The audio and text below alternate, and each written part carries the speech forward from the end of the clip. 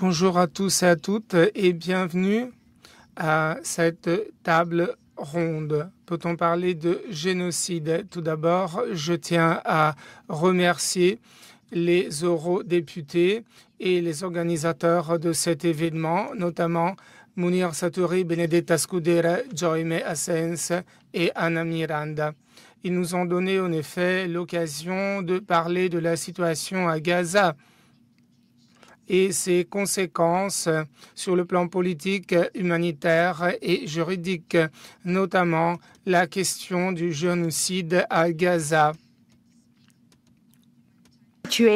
Une situation humanitaire épouvantable, post-apocalyptique, un véritable enfer. C'est en fait le cimetière du droit international. C'est Gaza. Aujourd'hui, à partir du 2 mars, les autorités israéliennes ont bloqué l'entrée de toute aide humanitaire pour plus de 2 millions de personnes. Pas de nourriture, pas de médicaments, pas de carburant, pas de gaz. Donc il n'y a rien. Et cela fait 2 mois. Il y a quelques jours, le World Food Programme de les Nations Unies a agi. Il y a une interdiction totale aux aides qui est en train d'empirer la situation qui est déjà désastreuse. Et la plupart des bâtiments et des infrastructures, y compris des hôpitaux, ont été détruits. Et récemment, le ministre de la Défense israélien a répété qu'aucune aide humanitaire ne va entrer à Gaza. L'objectif, apparemment, est créer les conditions pour ce que l'on pourrait qualifier d'épuration ethnique, la plus grande à partir de la Seconde Guerre mondiale. Cette table ronde va s'attarder sur le rôle et les devoirs, et j'aimerais bien souligner le mot devoir, de l'Union européenne, des États membres et de toute la communauté internationale afin de mettre fin au massacre à Gaza. Je vais donc commencer par Francesca Albanese. Elle est rapporteure spéciale pour les Nations Unies. Francesca, je te donne la parole.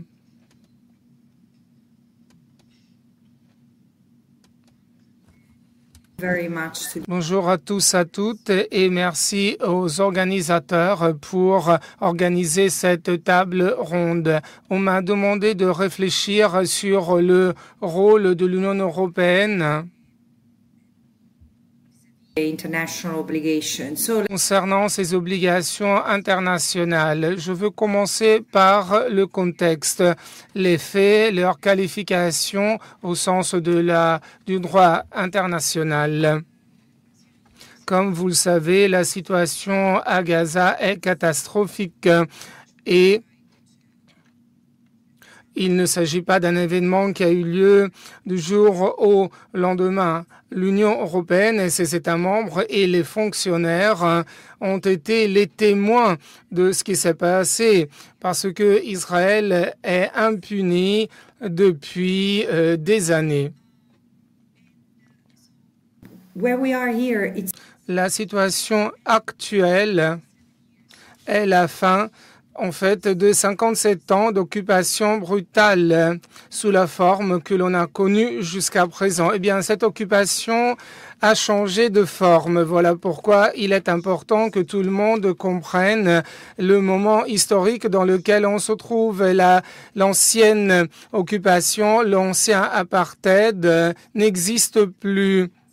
Les Palestiniens actuellement se trouvent dans une situation complètement différente. De même pour les Israéliens.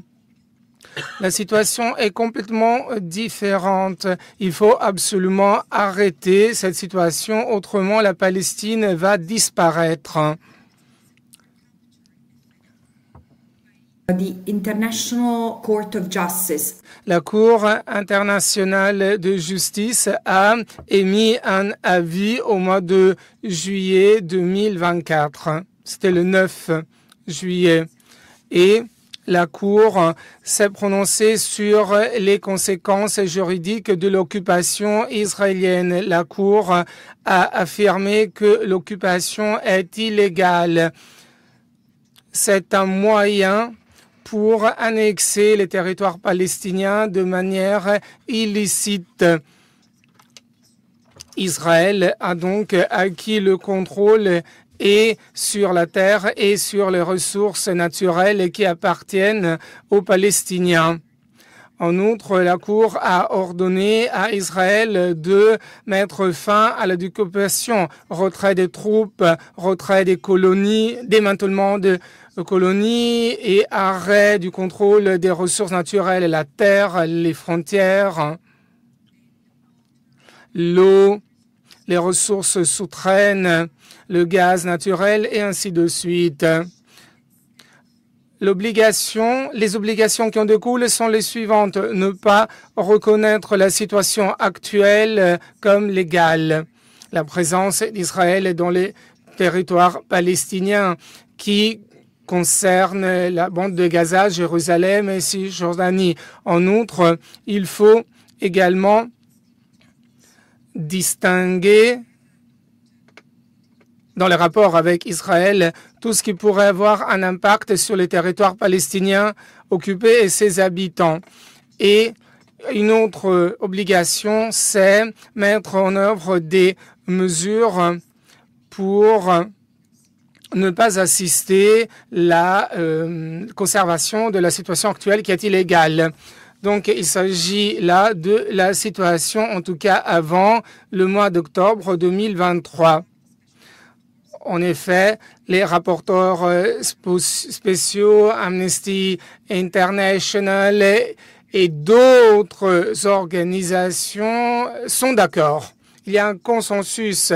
Israël viole le droit international et la Cour internationale de justice a dit à Israël, il faut absolument faire quelque chose. L'Union européenne doit absolument faire quelque chose et le Parlement, les autres institutions ont un rôle important à jouer. L'Union européenne doit être conforme au droit international. Mais Israël, entre-temps, a réagi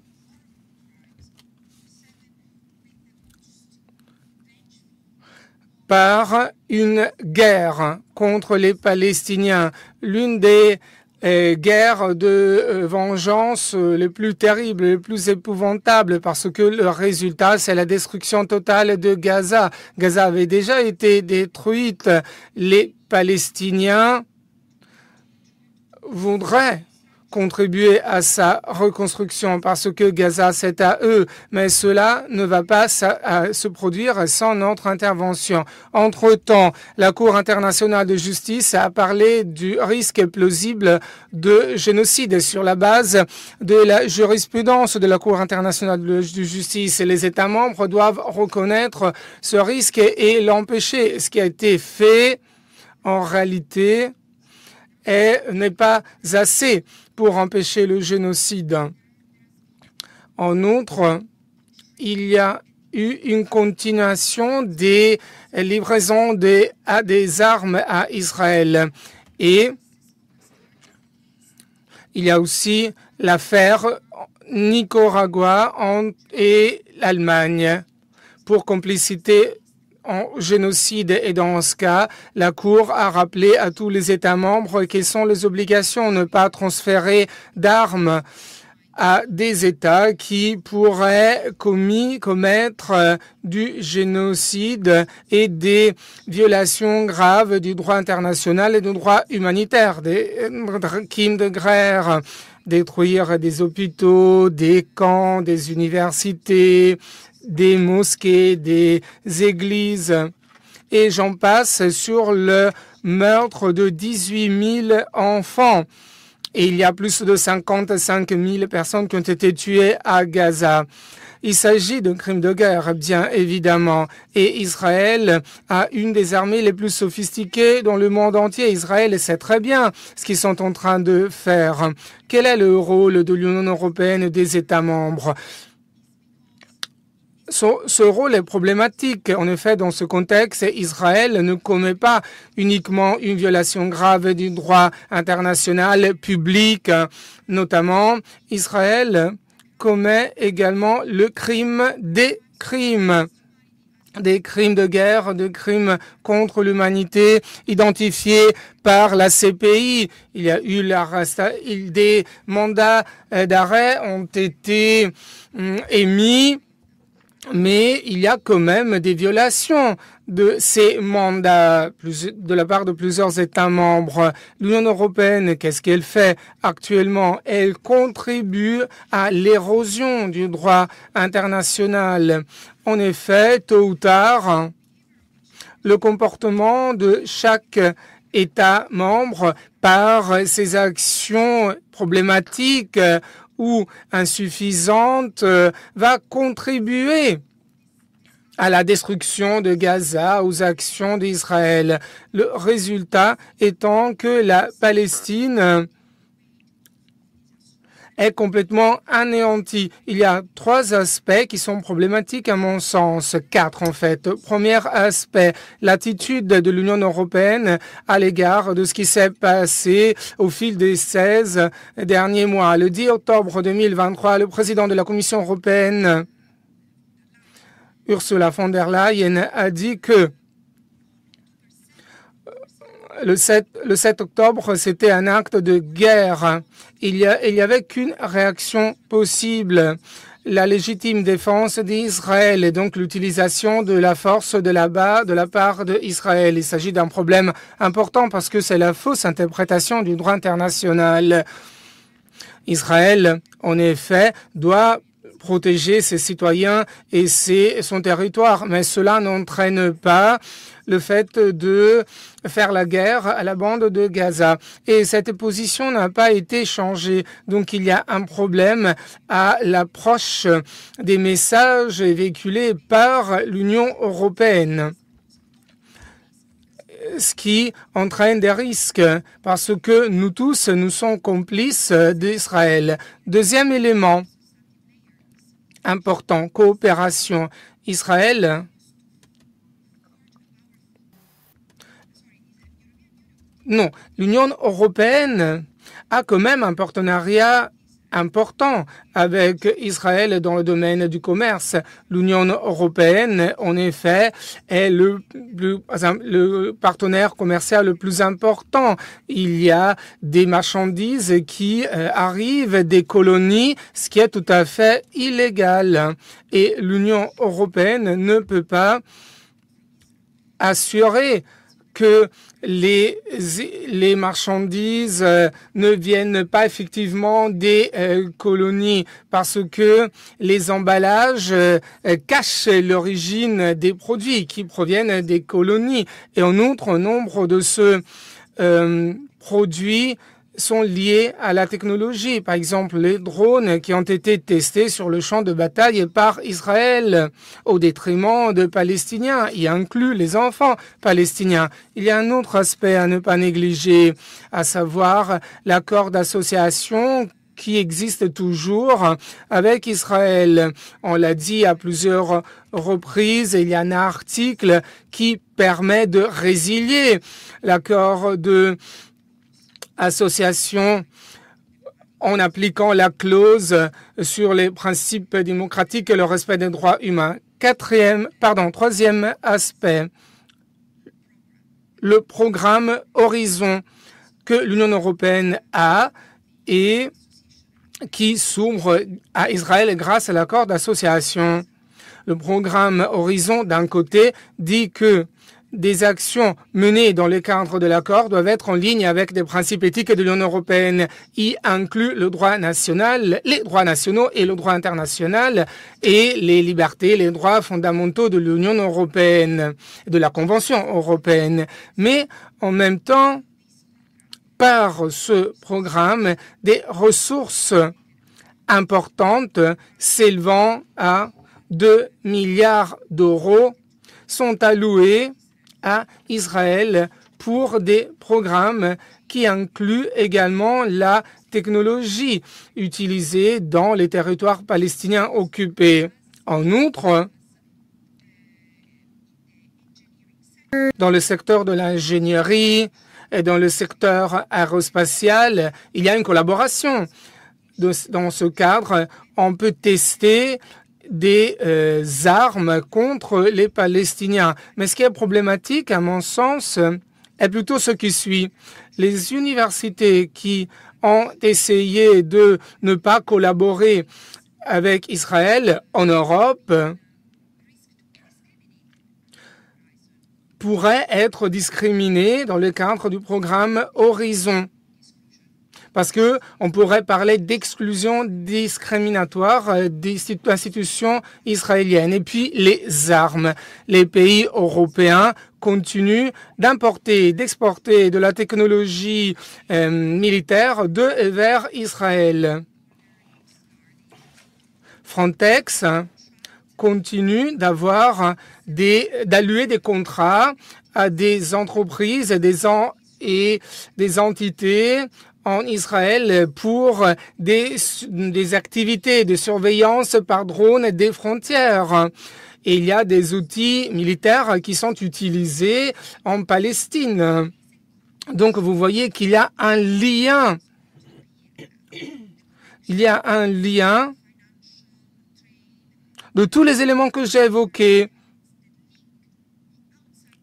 Comme quoi, le monde extérieur est lié justement à Israël. Israël ne pourrait pas maintenir son régime d'apartheid et Israël ne pourrait pas commettre ces violations et ces crimes si Israël ne pouvait pas continuer à avoir des rapports commerciaux avec l'Union européenne.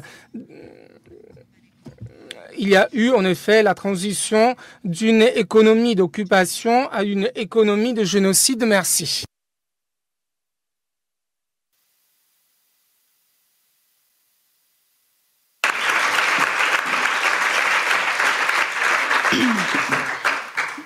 Thank you, Francesca, for this. Merci, Francesca, pour cet exposé brillant et pour ton engagement également. Et malheureusement, Francesca Balvanese ne sera avec nous que pendant 10 minutes encore.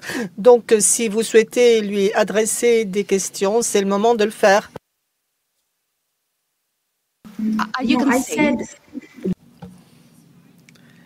Oui, alors s'il y a des questions maintenant, c'est bon, mais sinon, bon, ben, tu seras là pendant 10 minutes encore. Donc, si vous avez des questions, eh bien, c'est le moment de les poser. Alors, ma question est la suivante.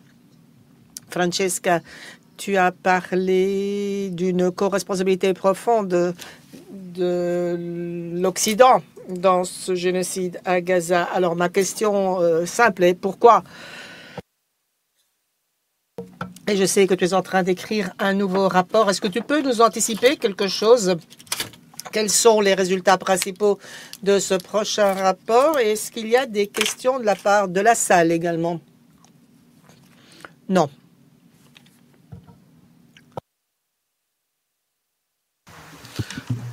Thank you. Hi, Francesca. I hope you can. Hi, Francesca. J'espère que tu m'entends. On entend souvent parler de l'Union européenne et de cette ligne qui consiste à ne pas vouloir reconnaître justement ce génocide de la part des institutions et ils attendent justement un jugement ou une décision de la part des tribunaux. C'est une excuse et l'Union européenne a déjà reconnu d'autres génocides, hein. Par exemple ce qui s'est passé en 32-33, mais en fait on a reconnu également d'autres génocides, l'invasion en russe a été décrite en tant que génocide, et puis on parle d'atrocité également en 2016. Donc, on a déjà plusieurs fois parlé de génocide. En 2015, une autre résolution concernant le génocide arménien. Certains États membres tels que les Pays-Bas, par exemple, en 2021, avaient reconnu le génocide des Chinois contre certaines populations. Et donc, tout ça a été reconnu sans une décision de tribunal. Donc, le Parlement européen s'est passé de ce genre de décision prise de la part d'un tribunal pour parler de génocide. Alors, pourquoi l'Union européenne, maintenant, a-t-elle besoin d'un jugement d'un tribunal, d'une prononciation d'un tribunal pour pouvoir parler de génocide dans ce cas-ci? Est-ce que c'est un problème de terminologie juridique, de précision juridique, ou c'est un problème d'hypocrisie politique? Merci de ta question, et je vais profiter de cette opportunité pour rendre hommage aux organisations des droits humains palestiniens et pour toutes les autres organisations qui font un travail incroyable. Et je suis désolée également, vu les nombreuses victimes et les nombreuses pertes que vous avez enregistrées, surtout à Gaza ces mois derniers. Eh bien, je crois que la réponse à cette question est dans la question elle-même. Mais alors, parlons d'un sujet. Il y a toujours besoin d'une sentence, d'un jugement d'un tribunal. Et maintenant, on a eu l'émission de 2 mandats d'arrêt de la part de la Cour vis-à-vis de personnalités du gouvernement. Et il y a donc des pays qui essaient également d'entraver cette décision. Mais il y a également l'opinion consultative de la Cour internationale de justice. Mais la Cour internationale de justice a dit que l'occupation n'est pas une occupation, c'est autre chose. Elle a dit que c'est une forme d'agression parce que ça viole le droit à l'autodétermination du peuple palestinien et ça doit être démantelé sans aucune condition et totalement. Et il n'y a pas d'autre solution si on ne doit plus continuer cette valse d'hypocrisie. Mais c'est ça le problème. Eh bien, nous devrions, en fait, nous sommes comme en 1925 aujourd'hui, avec l'Europe qui est balayée par un vent, par la montée du fascisme. Et vous, dans votre bureaucratie, et moi, en tant que parti, en tant qu'experte indépendante qui fait partie d'une autre bureaucratie, eh bien, on assiste à l'effondrement de l'ordre multilatéral qui a été construit sur les cendres de la Deuxième Guerre mondiale et sur la trahison de tous les systèmes des droits humains qui avaient été écrits et qui avaient été écrits sur les cendres de millions de Juifs, de Sinti et qui continuent d'être, d'autres personnes qui continuent d'être discriminées, les Sinti par exemple, pour ne pas les oublier, sans parler des handicapés et des autres. Donc, le système des droits humains aujourd'hui nous permettrait de ne plus tomber dans ce racisme. Eh bien, nous en sommes là. Alors, trouver des excuses pour un État qui a violé le droit international depuis le début de son existence, eh bien, c'est en fait, Israël viole constamment le droit international et ne pas prendre une décision et une déclaration morale, ça signifie effectivement que on ne veut pas étudier l'histoire d'Israël. Et je ne sais pas, une question d'obsession de ma part, hein, parce que, en fait, alors, l'ordonnance du tribunal ne suffit pas, parce que nous avons justement une opinion consultative de la part de la Cour internationale de justice, et puis on a les mandats d'arrêt de la CPI. Et tu as raison lorsque tu dis oui, mais le génocide en Australie, au Canada et l'Empire ottoman, etc., tout ça a été reconnu sans qu'il y ait eu un prononcé d'une cour ou d'un tribunal. Et même pour le Guatemala, il y a une commission internationale qui a établi que c'était un génocide. Mais peu importe, si les États membres ne sont pas d'accord sur le fait que c'est un génocide, peu importe parce que Et ça, c'est la beauté du droit international. La Cour internationale de justice a reconnu en janvier 2024 qu'il y a un risque plausible pour les droits des Palestiniens à Gaza, etc., un risque possible de génocide, eh bien, c'est là, effectivement, que ça fait la différence pour les Européens et les autres. Et ce qu'ils ont fait, c'est éviter, justement, de respecter le droit international. Et ça, non seulement ça nous amène au génocide des Palestiniens, parce que pour déterminer qu'il ne s'agit pas simplement d'une extermination, mais qu'il s'agit d'un génocide, il faut également regarder les personnes qui sont ciblées pour être détruites en tant que telles, peu importe s'il s'agit d'avocats, de boulangers, de docteurs, d'infirmières, de journalistes, d'enfants qui travaillent, qui marchent sur leurs propres jambes ou sinon sur un fauteuil roulant. Non, s'ils sont palestiniens, ils sont ciblés. Et voilà ce que ça signifie. Une destruction de la part d'Israël à Gaza, c'est un génocide. Qu'on l'aime ou pas, c'est un génocide. Et c'est justement, en fait, réalisé pour que le colonialisme puisse aller de l'avant en Palestine. Donc, on ne doit plus attendre. Et les États membres doivent en terminer avec la solution des deux États, parce que l'État palestinien existe déjà, a existé. Il y a un consensus international sur son existence, même si un certain nombre d'États membres ne le reconnaissent pas, peu importe, mais c'est une agression et en fait, on le fait. On essaye d'effacer l'État palestinien avec notre argent et avec nos armes.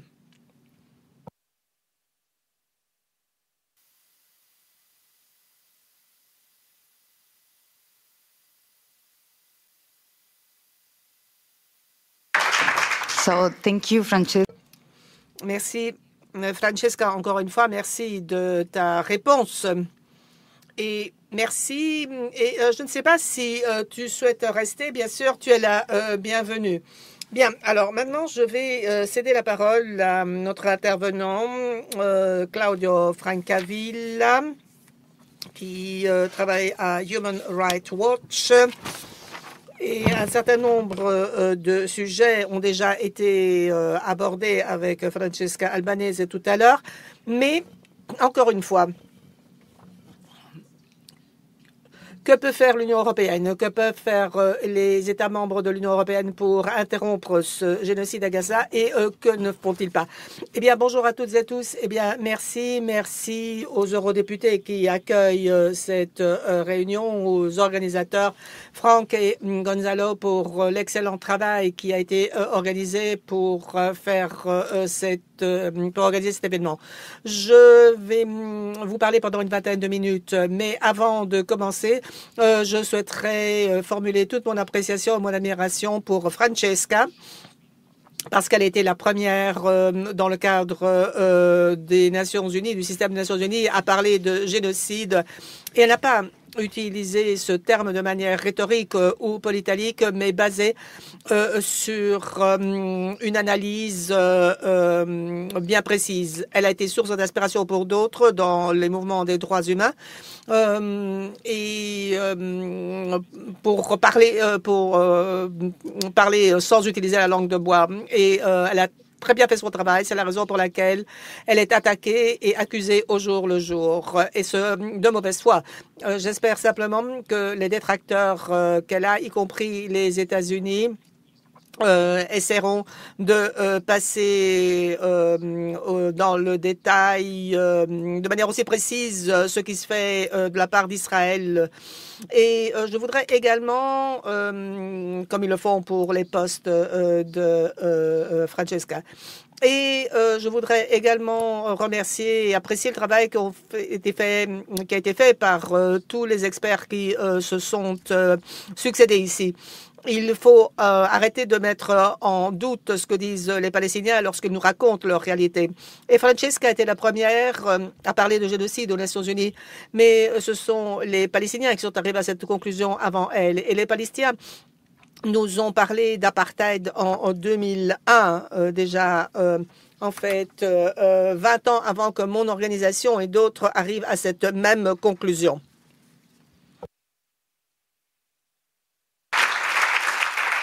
And to see Cette intégrité morale, ce courage, ce professionnalisme, c'est important, alors que votre peuple et vous-même assistez à ce genre de choses. C'est naturellement source d'inspiration et je souhaite vous remercier pour tout cela. Cela dit, eh bien, on m'a demandé de parler de ce que l'Union européenne a fait ou n'a pas fait pour faire face aux atrocités qui ont été commises depuis le 7 octobre. En fait, il n'y a pas d'intégrité morale dans cela. Et je ne vais pas me concentrer sur ce qui s'est passé ou ce qui se passe sur le terrain parce qu'on l'a entendu avec ces témoignages terribles qui nous ont été livrés au cours de ces 2 dernières journées, mais je vais me concentrer sur l'Union européenne. Et je vais commencer par les déclarations. Et je vais vous expliquer pourquoi ces déclarations sont importantes. Et ensuite, je vous parlerai des outils les instruments que l'Union européenne aurait pu utiliser et n'a pas utilisé.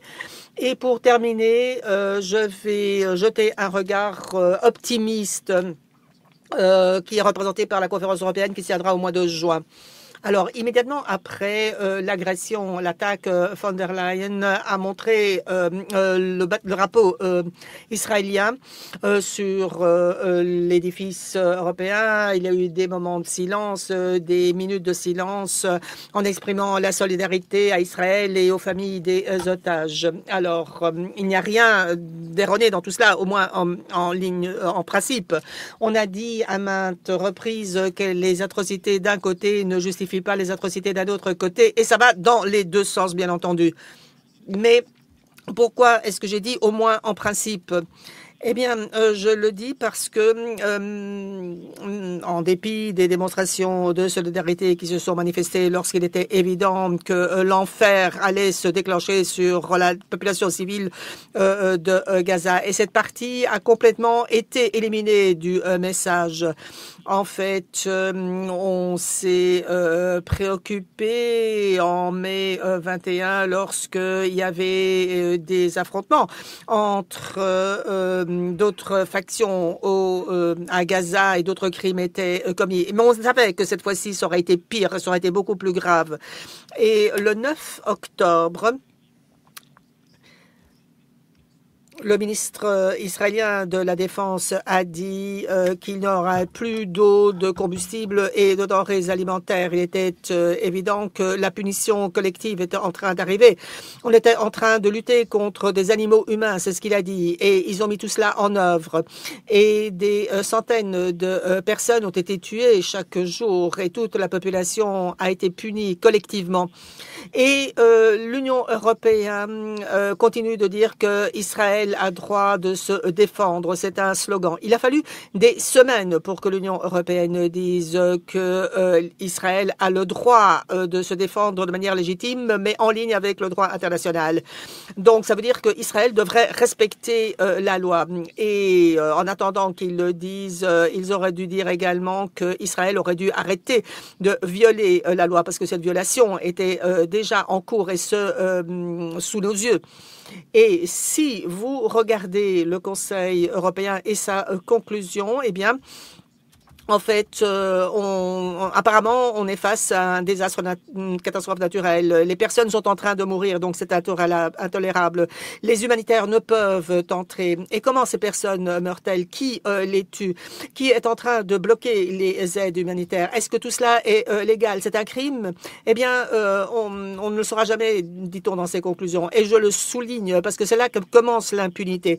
Parce que si on ne dit même pas qu'Israël est en train de commettre un crime de guerre, comment est-ce qu'on pourra sanctionner Israël? Comment est-ce qu'on va pouvoir justement aborder tout cela? Et il n'y a pas eu une déclaration des 27 qui ont dit qu'il s'agit d'un crime de guerre et de génocide. Personne ne l'a dit. Et chaque jour qui passe, eh bien, sans que l'Union européenne ne reconnaisse un crime d'Israël perpétré à Gaza, eh bien, c'est un jour supplémentaire durant lequel, eh bien, Israël sait que ses amis à la Commission, au Conseil, au Parlement, etc., sont en train de faire un bon travail pour ne pas reconnaître les crimes. Et donc, c'est un autre jour où Israël a le feu vert pour commettre d'autres atrocités. Au moins 15 000 enfants ont été tués, 32 des 34 hôpitaux à Gaza ont été détruits, attaques à la Croix-Rouge, attaques aux médecins, agressions aux humanitaires, les journalistes, en fait, on a attaqué également l'UNRWA, on a également, on n'a également pas respecté 3 ordonnances de la CIJ. Des personnes qui meurent de faim délibérément alors que le gouvernement israélien ne souhaite pas reconnaître ces crimes. Et il n'y a pas eu de déclaration.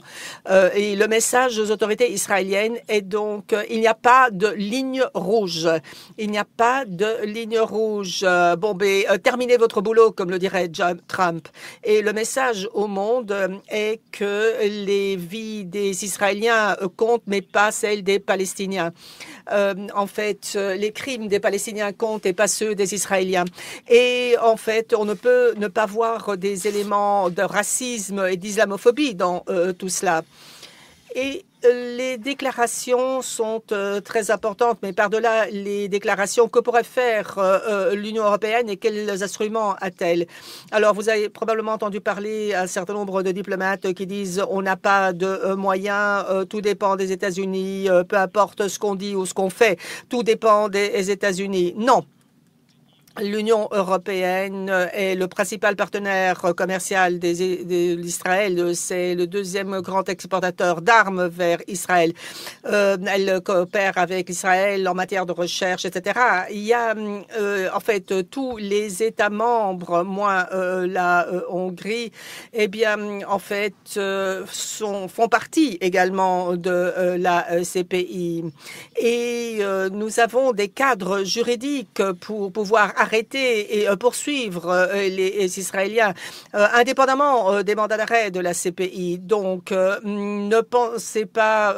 en fait, l'Union européenne a des moyens, mais a choisi de ne pas les utiliser. Ne vous faites pas leurrer. Et von der Leyen a annoncé, nous avons quadruplé les aides humanitaires de l'Union européenne vers Gaza, mais elle ne lève pas un doigt pour dire pourquoi on a besoin de ces aides humanitaires.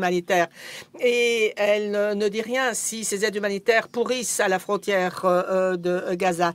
Elle parle des aides humanitaires parce qu'elle ne veut pas parler un langage politique et interrompre ces atrocités. Et donc, elle est le symbole de cette Union européenne qui est en train de prendre une mauvaise tournure au niveau historique. Et les outils, les instruments sont là, mais ce qui manque, c'est la volonté. Et même si la volonté est là, eh bien, elle n'est pas suffisante. Et je dirais même que l'Union européenne est victime en partie de sa propre infrastructure.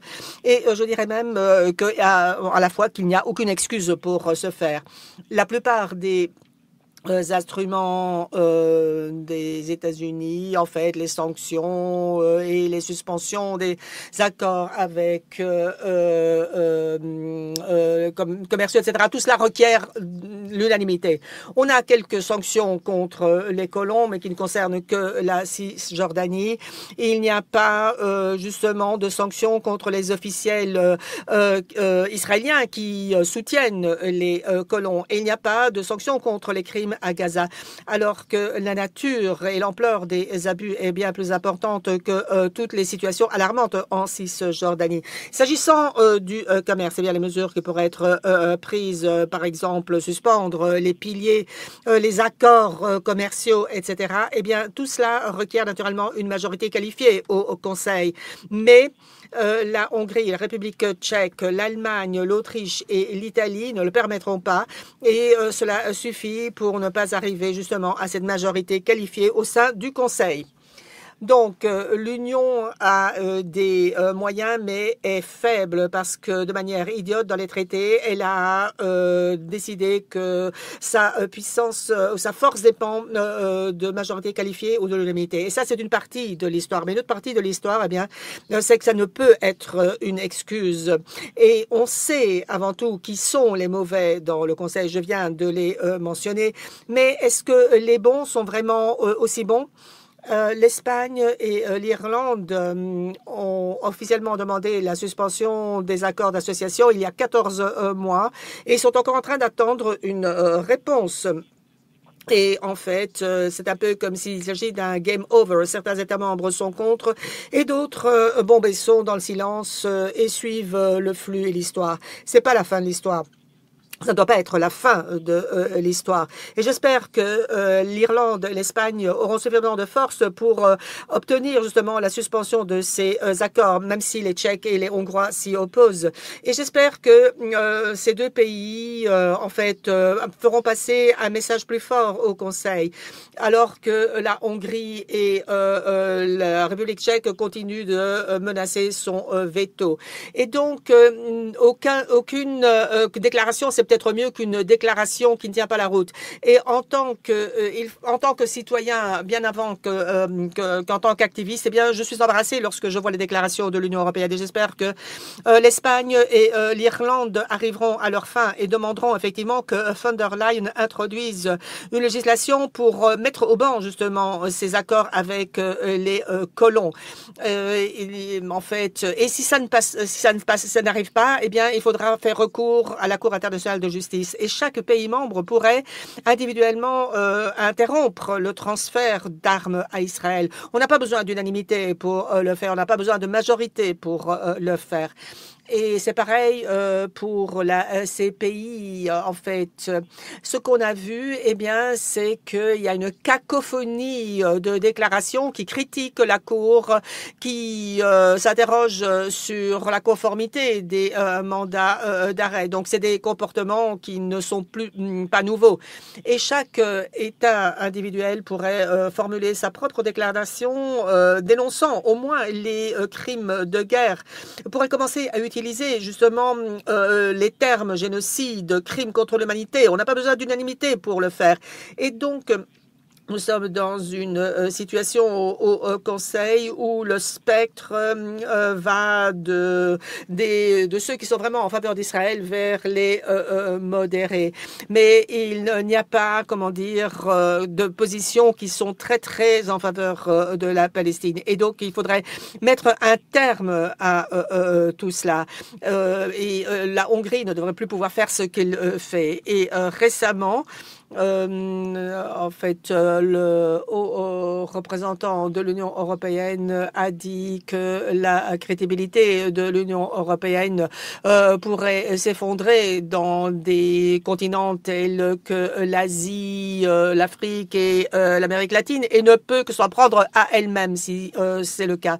Et pour en venir à la fin de mon intervention, je voudrais vous faire passer une note d'optimisme. Alors, le 24 juillet, en fait, l'opinion consultative de la Cour a dit que Israël a violé l'autodétermination palestinienne et que cela a été fait à travers la ségrégation, l'apartheid, les abus et que cette occupation est illégitime et doit être démantelée et que les colonies doivent être démantelées et que les Palestiniens ont droit à une indemnisation.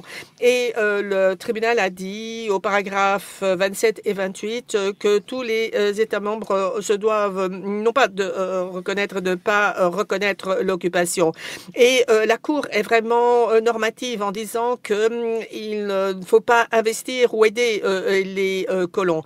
Et l'Union européenne, les 27 de la Hongrie à l'Irlande ont dit que les colons sont illégaux et sont un obstacle à la paix, à une solution de paix. Et ils ont sanctionné les colons. Donc, ils ont dit qu'il y a des abus très importants qui ont trait et sont en rapport avec les colonies. Et en septembre l'an dernier, l'Assemblée générale des Nations unies a adopté une résolution qui appuyait l'opinion consultative de la Cour internationale de justice et a demandé qu'un événement des Nations unies soit organisé sur la solution des deux États. C'est une conférence qui aura lieu au mois de juin, qui sera fait co-organisé par la France et l'Arabie Saoudite.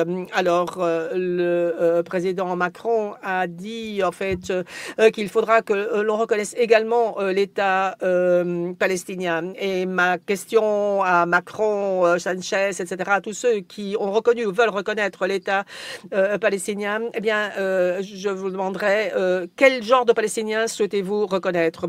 Si vous n'arrêtez pas l'extermination du peuple palestinien, qui allez-vous reconnaître? Si vous n'interrompez pas le transfert d'armes qui sont utilisées pour exterminer ces personnes, qui allez donc vous reconnaître? Alors, comment pouvez-vous reconnaître la Palestine si vous continuez à avoir des accords commerciaux avec ces colons qui, c'est vous qui le dites, sont un obstacle à la paix? Alors, jusqu'à présent, eh bien, en fait, la cause principale de tout cela, c'est l'impunité. Les autorités israéliennes font ce qu'elles font parce qu'elles peuvent le faire, parce que personne ne les interrompt et parce qu'il n'y a pas de prix attaché à ces abus. Donc, il faut mettre un terme à cette impunité et nous, en Europe, devons faire preuve de stratégie pour gérer comme cela correctement. Ce n'est pas à moi de dire aux Palestiniens ce qu'ils doivent faire. En fait, j'ai trop de respect et d'admiration pour eux. Mais si je regarde de mon côté, eh bien, je m'interroge. En fait, 2 mois nous séparent grosso modo de cette conférence. Est-ce que nous allons faire pression sur la France et les autres gouvernements européens et les institutions? Dans les débats publics, allons-nous le faire pour demander que la conférence ne soit pas une autre conférence avec une résolution avec beaucoup de blabla, une autre résolution qui restera vague. Nous allons rappeler au président Macron que s'il souhaite reconnaître l'État palestinien, et même s'il ne le fait pas, il doit interrompre les accords commerciaux avec les colons.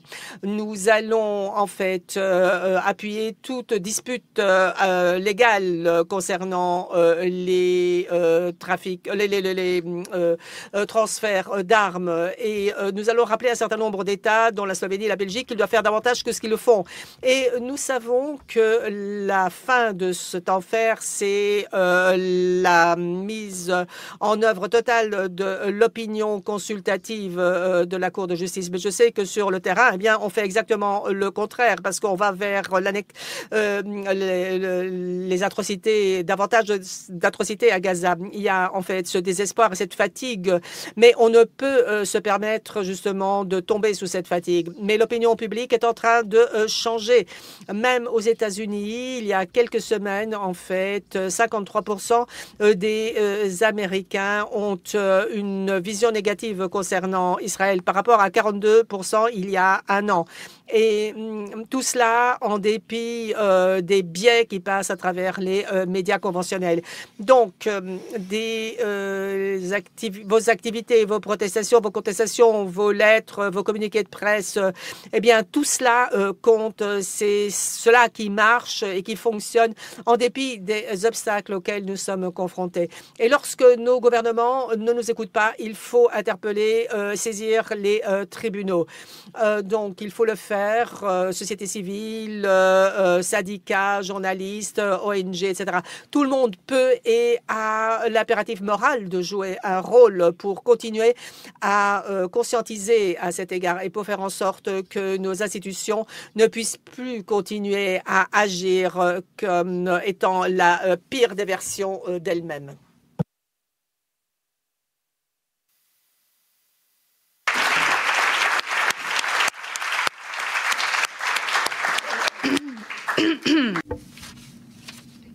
Merci Claudio pour cette présentation générale concernant les outils à la disposition de l'Union européenne. Je voudrais juste ajouter le fait que l'Union européenne a un autre outil indirect à sa disposition, à savoir le règlement Blocus, afin de protéger le travail de la Cour internationale de justice contre les sanctions. On pourrait donc se demander perspective. Dans un contexte plus large, l'Union européenne veut vraiment protéger l'ordre international ou pas?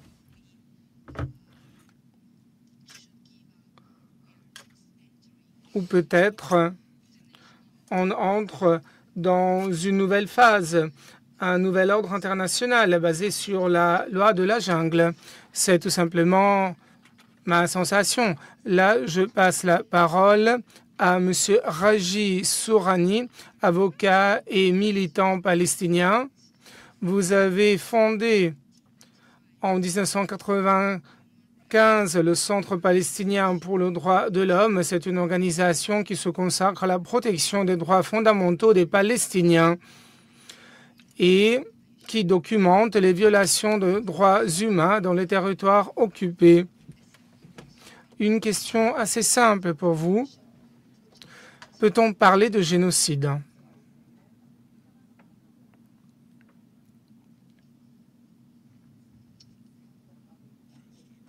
Tout d'abord, je tiens à remercier les députés du Parlement européen pour l'organisation de cette conférence. Pour répondre à votre question, je pense que le participant de cette conférence devrait répondre à cette question. Est-ce que vous savez ce qui se passe actuellement? C'est du génocide? Est-ce qu'il y a quelqu'un qui pense qu'il s'agit de génocide? Vous êtes d'accord avec moi? Levez la main si vous pensez qu'il s'agit vraiment d'un génocide. Très bien. Je dirais que la réponse est là.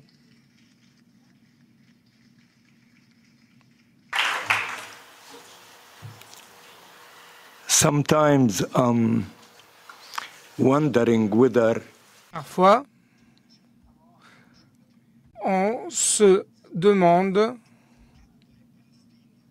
ce qui se passe en Palestine. On pense que on est les seuls à être intéressés par le droit international, par les droits de l'homme et ainsi de suite. Mais l'histoire est très simple. Après la Seconde Guerre mondiale, les gens se sont réunis, les politiciens, les sociologues, les intellectuels, les universitaires, et ils ont dit il y a trop d'atrocités, il y a trop de génocides, il y a trop de crimes. Il faut mettre un terme à tout cela. La guerre, d'habitude, se combat entre des armées qui ont leurs règles à respecter. Et puis, il y a les civils qui ne devraient pas être impliqués. Les civils devraient être protégés. Le génocide, les crimes contre l'humanité, les crimes de guerre ne devraient pas exister. Comment c'est possible? Eh bien, c'est simple. Il faut qu'il y ait des valeurs communes, des principes communs, de l'éthique commune, des codes communs. Et c'est pour cela qu'il y a eu la Convention de Genève. C'est pour cela qu'on a eu la Déclaration universelle des droits de l'homme. Le procès de Nuremberg, la Convention sur la prévention du crime de génocide et ainsi de suite. Pourquoi je vous dis tout cela? the human rights something Le droit international, les droits de l'homme sont un domaine uniquement pour les intellectuels ou pour les gens? Il faudrait que tout le monde puisse être protégé grâce au droit international. Cela est sûr. Il ne s'agit pas d'un sujet universitaire. C'est un sujet qui intéresse tout le monde, les gens. Ceci dit, On a été accusés en tant que Palestiniens d'être des démagogues, d'être des bavards qui utilisent des mots importants.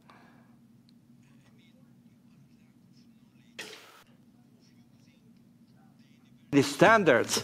Mais là, vous utilisez des standards universels. System. Israël a utilisé le système juridique occidental. Ils ont une armée qui est considérée éthique par l'Occident. Pourquoi on n'utilise pas le système de manière efficace? C'est comme les Américains le disent. On le sait. On sait qu'il ne peut jamais y avoir de justice et de dignité s'il y a une occupation. Il n'y a aucun précédent dans l'histoire. Ceci dit, on va utiliser le système juridique d'Israël. Et pendant des années, on a utilisé le système juridique d'Israël parce qu'on nous avait dit qu'il était bon. Et on a montré comment ce système légitimise des meurtres ciblés, de la torture, la saisie des terres, la rétention administrative, la démolition des bâtiments, des maisons, la création de colonies, l'apartheid. Tout type de crime a été commis de manière légale sur la base du système juridique israélien. Like B'Tselem. Et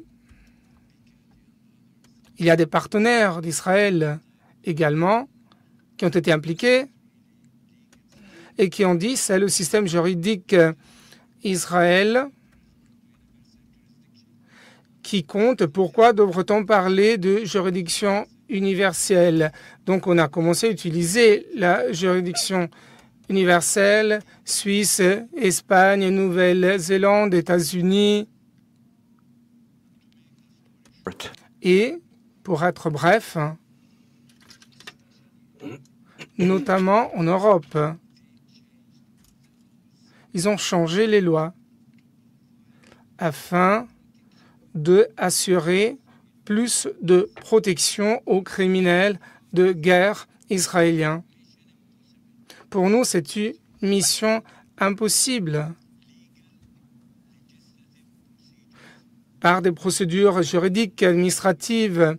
Et c'est pour cela qu'on a commencé à penser. Et maintenant, qu'est-ce qui va arriver?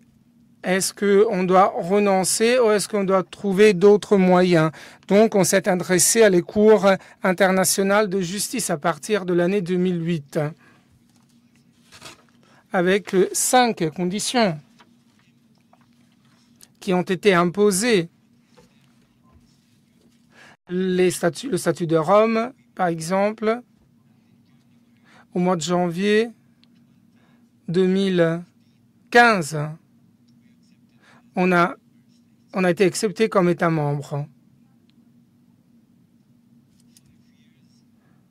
5 ans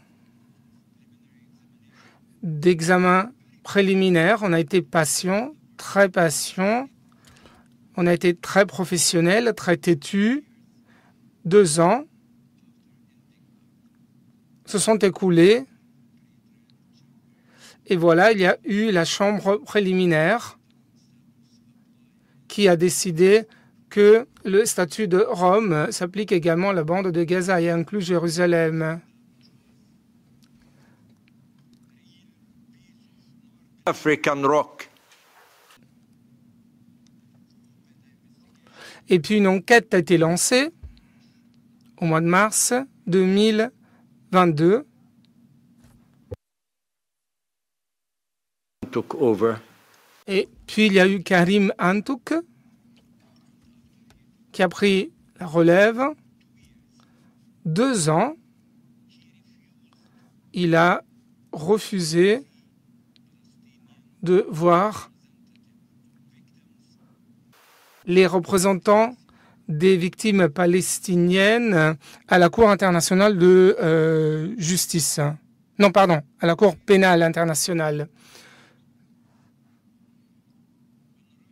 Et puis, il y a eu la Russie qui a envahi l'Ukraine et l'Union européenne a dit « Mais non, la Russie a envahi et occupé l'Ukraine. Comment ose-t-il?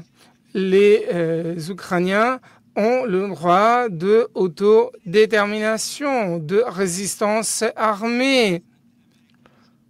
Les Européens et les Américains devraient résister contre l'occupation russe. Des sanctions ont été imposées tout de suite, 7 vagues de sanctions. Et ils ont dit, l'Europe et les États-Unis, nous allons soutenir l'Ukraine sur le plan économique, politique et militaire, parce qu'ils ont le droit à l'autodétermination, la résistance à l'occupation. Nous, on était contents.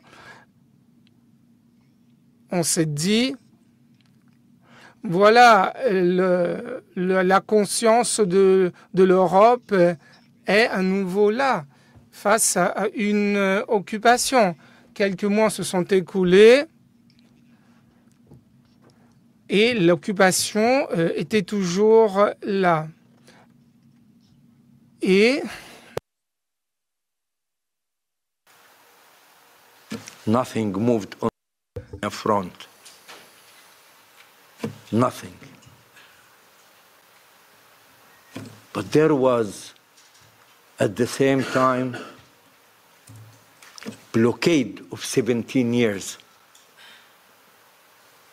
There was, at the same time, the 2008-9 war, 2012, 2014, 17, 21, 22, 23.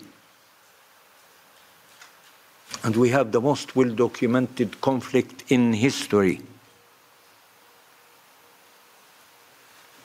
And no move. All this happened before October 7th. So in Gaza there was a blockade, social economical suffocation.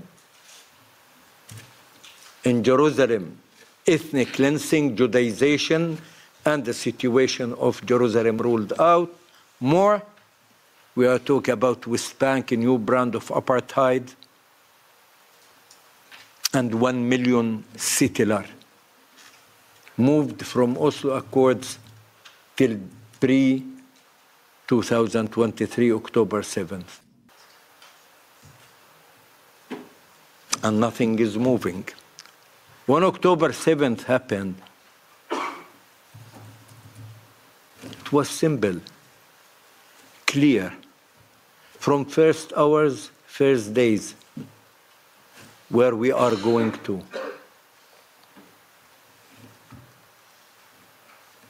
And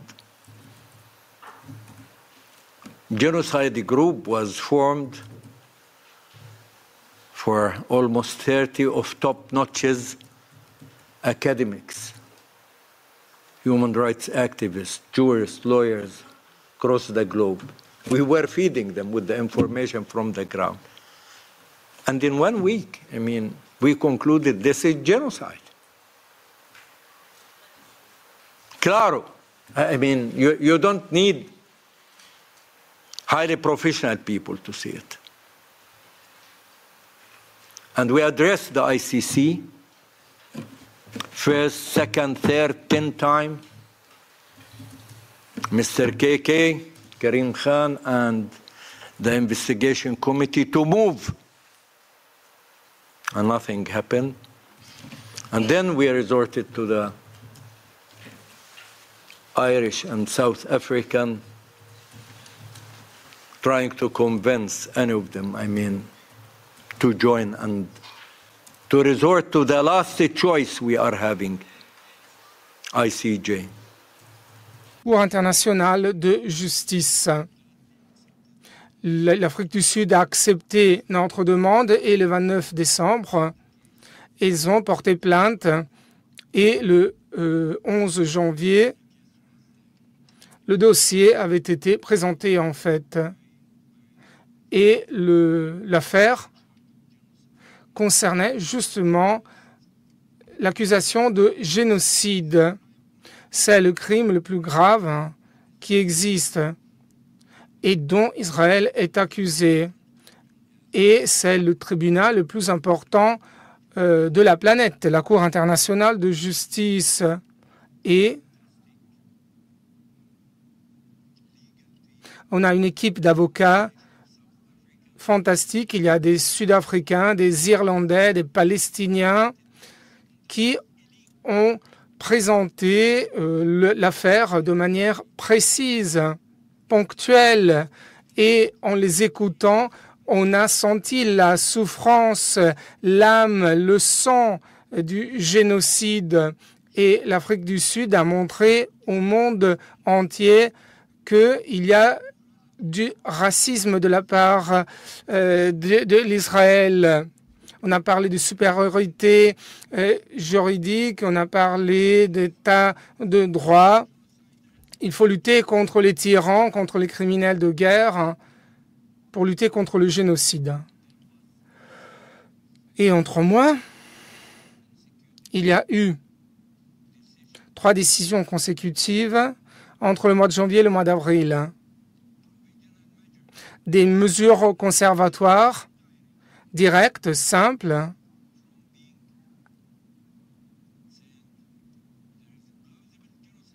comme quoi il y a un risque plausible de génocide. Et donc la Cour a ordonné à Israël de faire en sorte que les aides humanitaires puissent entrer à Gaza. Mais personne n'a pris au sérieux la Cour internationale de justice, comme si cela n'avait aucune valeur.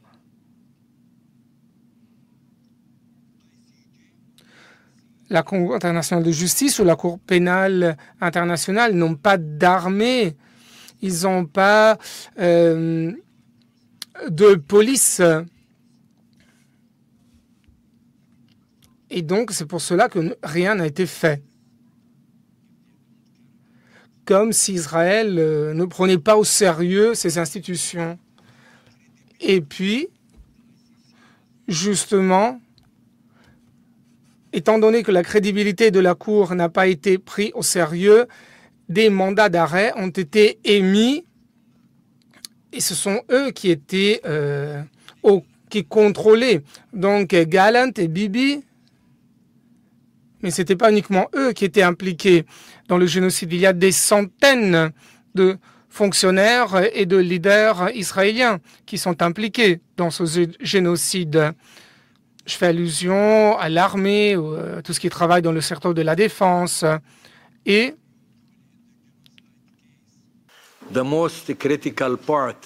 l'élément le plus important, c'est de montrer l'intention. Les Israéliens disaient publiquement qu'ils ne cachaient rien concernant leur intention. C'est évident quelle était leur intention. 18 mois se sont écoulés et toujours du génocide. Pendant toute la journée, chaque minute, chaque heure, il y a toujours, le génocide est toujours là. Et je ne souhaite à personne de vivre ce type d'expérience. Mais vous devez comprendre ce que ça veut dire d'avoir peur 24 heures sur 24 pour vous, pour vos enfants, pour votre femme, votre mari, votre mère, votre voisin, vos amis. Cette peur est toujours là, 24 heures sur 24.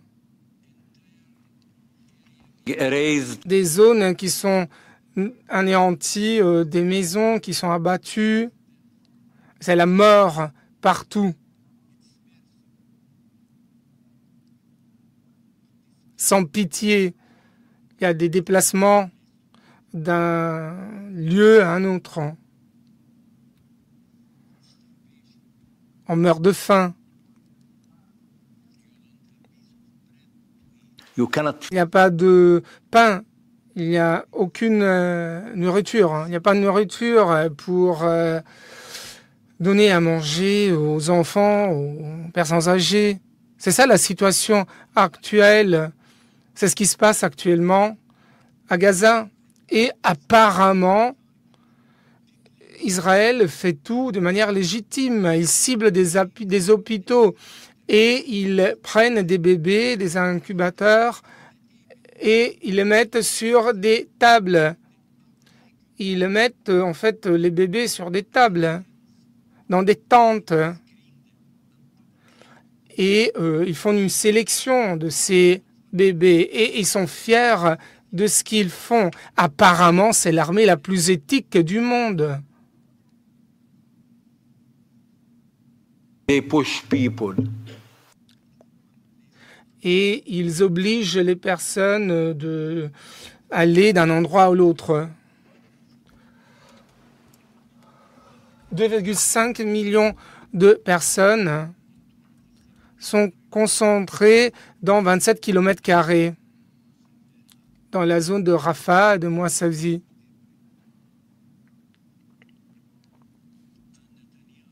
Et Netanyahou a voulu quand même attaquer.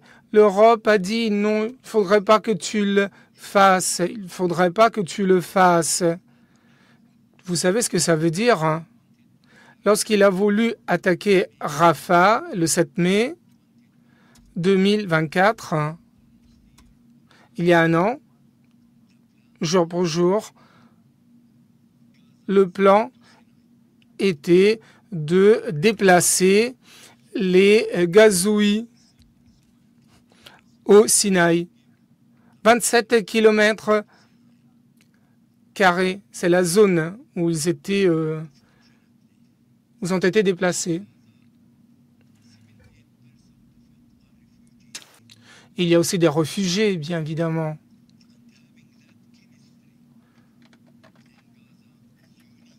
C'est quelque chose de unique à Gaza, la diversité de la population.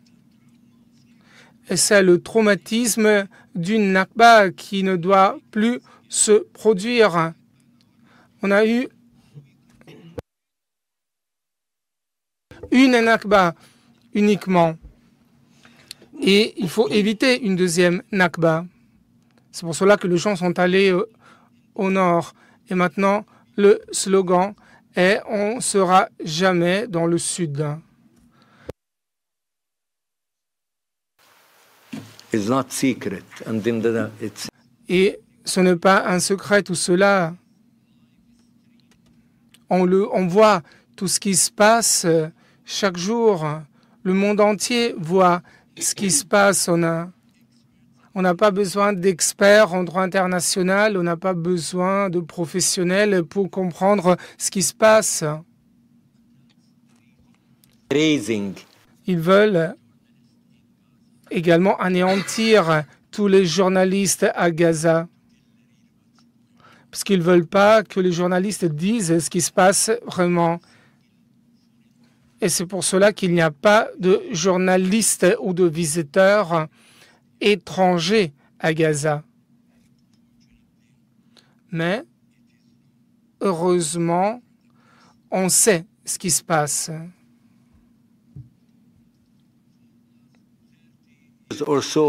Cela fait 30 ans que je viens ici. Et on dit toujours la même chose. On dit ce qui se passe. Afin d'assurer que les gens ne puissent pas dire « on ne sait pas ». Vous savez tout de manière détaillée. Vous savez vraiment tout ce qui se passe. En 1999, il y a eu l'accord d'association. Il y a cet accord, c'est simple. Il y a des conditions. Israël doit respecter les droits humains. Il n'y a pas d'article, il n'y a pas de phrase qui n'a pas été violée par les Israéliens. Pourquoi, en fait, vous récompensez les Israéliens? Je ne parle pas de sanctions. Il faut tout simplement ne plus permettre qu'ils aient ces privilèges. Mais rien ne se passe. 75 personnes israéliennes sont exemptées parce qu'ils ont des privilèges.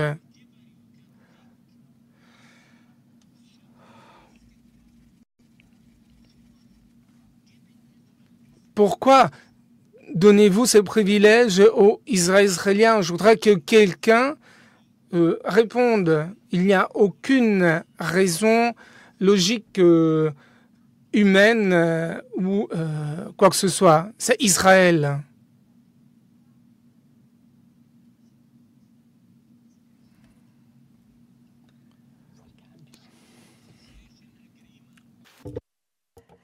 Les accords d'association, ce n'est pas un luxe, ce n'est pas un choix. Si l'Europe avait le moindre respect pour les droits humains, eh bien, il faudrait les congeler sur le champ, ces accords, et arrêter de donner à Israël ses récompenses. Alors, comment l'Europe peut-elle légitimer notre carnage? Comment l'Europe peut-elle ne pas être complice ou un partenaire de ce génocide? Il faut délégitimer le génocide en disant, oui, certes qu'Israël a droit à sa défense légitime, mais vous savez ce qui est en train de se passer, vous savez qu'un génocide est en cours. Et vous dites qu'Israël a le droit de se défendre légitimement. Et je voudrais qu'il y en ait un seul qui me réponde. Occupation by itself is a crime. When you say it's legitimate to have self-defense for occupation, you are just disrespect the intelligence of anybody on earth. That's so rude. And Europe is still insisting that Europe do have the right till this moment. How Europe can have 3 provision measures, decisions, and décisions qui ont été prises alors qu'elle ne fait absolument rien. Eh bien, il faut effectivement les mettre en œuvre, ces mesures. Et une dernière chose. Alors, l'Europe a voté sur des choses simples. L'Europe a voté sur la décision d'occupation illégale le 19 juillet l'an dernier et il faudrait aller jusqu'au bout. En fait, on a donné 1 an pour que la résolution en fait mette fin à cette occupation. Et jusqu'à présent, eh bien, l'Europe n'a absolument rien fait. Et c'est la raison pour laquelle, en mots simples, je ne sais pas si c'est un manque de connaissances, de la loi ou de fait, mais enfin bon, peu importe. Il y a des obligations juridiques qui sont fondamentales et qui ne sont pas respectées.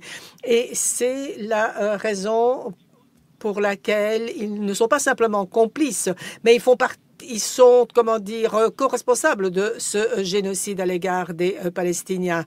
Donc, il faut le dire clairement et franchement. Il y a 5 pays en Europe l'Espagne, l'Irlande, le Luxembourg, la Belgique et la Slovénie qui sont exceptionnels. Et puis, il y a la Norvège. Ce sont des pays fantastiques. Mais le reste de l'Europe, bien dans le reste de l'Europe, la position qui a été tenue jusqu'à présent est très honteuse. Je suis désolée de devoir le dire.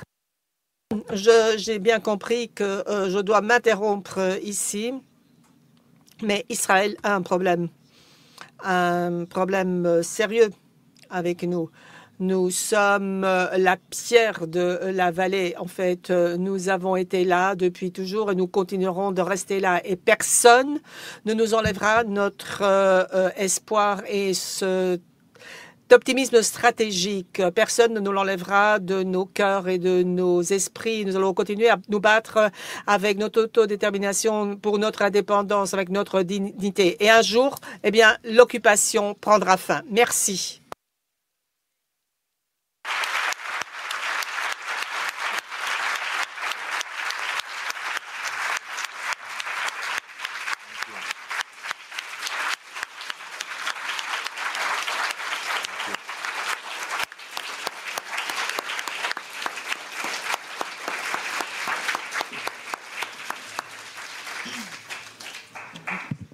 So, thank you, Raji, for this. Merci Raji, merci de ce témoignage émouvant et cet appel à la justice. Bien, alors je vais maintenant prendre un certain nombre de questions, s'il y en a. Allez-y. I hope that you listen to me. Thank you both. My question is to Claudio. Eh bien, ma question va à Claudio.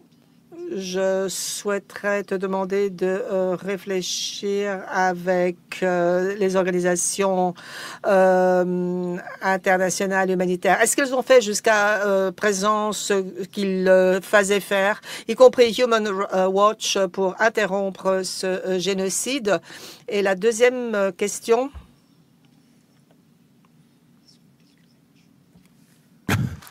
Avec la langue. Je voulais déjà remercier vraiment les Verts qui organisent ça. C'est pas ma famille politique, mais je tiens à saluer les valeurs profondes que vous défendez aujourd'hui et ce que vous permettez d'organiser et dire que c'est un bloc de résistance ce qui se passe aujourd'hui, même si on n'arrive pas à dépasser plus que ce qu'on aimerait concernant le génocide du peuple palestinien, mais c'est un véritable bloc de résistance qui est en train de s'organiser. Comme disait un camarade, la patience est révolutionnaire. Et je pense que parmi les peuples dans le monde, le peuple palestinien est un peuple révolutionnaire dans la souffrance et dans les combats qu'il mène. J'avais une question, notamment pour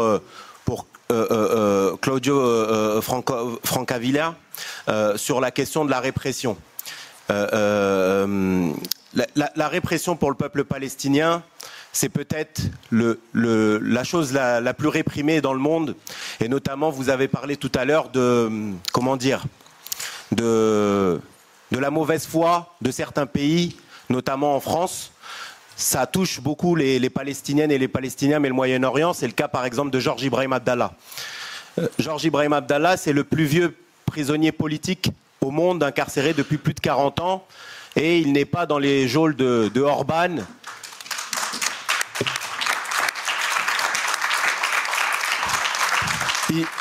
Il n'est pas dans les geôles de Orban, ni en Biélorussie, ni dans je ne sais quel autre pays. Il est dans le pays de Macron, de la liberté d'expression, etc., etc.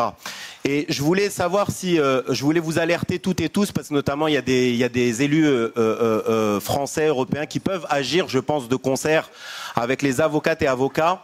C'est notamment sur la question du crime d'apologie qui est utilisé frontalement sur la question de la répression. En 2014, de 1994 à 2014, le crime d'apologie a concerné 14 condamnations. Il était dans le droit de la presse.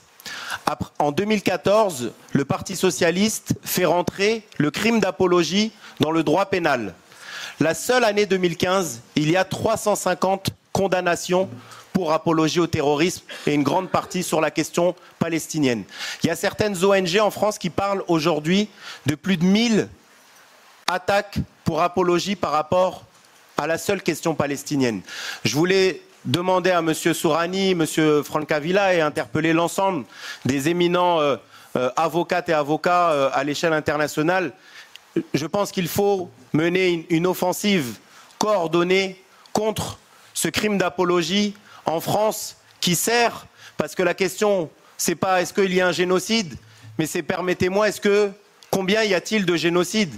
Parce qu'il y a un génocide humain, mais il y a aussi un génocide politique, il y a un génocide médiatique, il y a une continuité en fait du génocide à tout niveau pour faire en sorte d'empêcher qu'on puisse exprimer quelque chose là-dessus. Donc je pense, et je vous invite vraiment, s'il est possible, de mener une offensive, notamment contre tout ce qui sert à nous empêcher de revendiquer haut et fort l'autodétermination du peuple palestinien. Et merci encore à toutes et à tous pour l'excellent colloque que vous avez organisé ces 2 jours.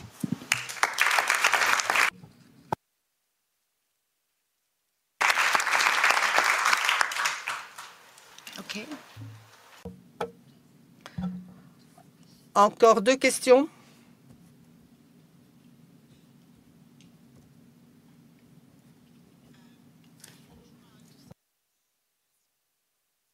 Hier, on a beaucoup parlé d'engagement et encore aujourd'hui, on a eu beaucoup de témoignages poignants. La campagne BDS, dont je fais partie, est un outil essentiel à notre disposition en tant que société civile européenne et internationale. Comment pensez-vous qu'on peut élargir que nous puissions élargir la mobilisation pour sanctionner le régime israélien ?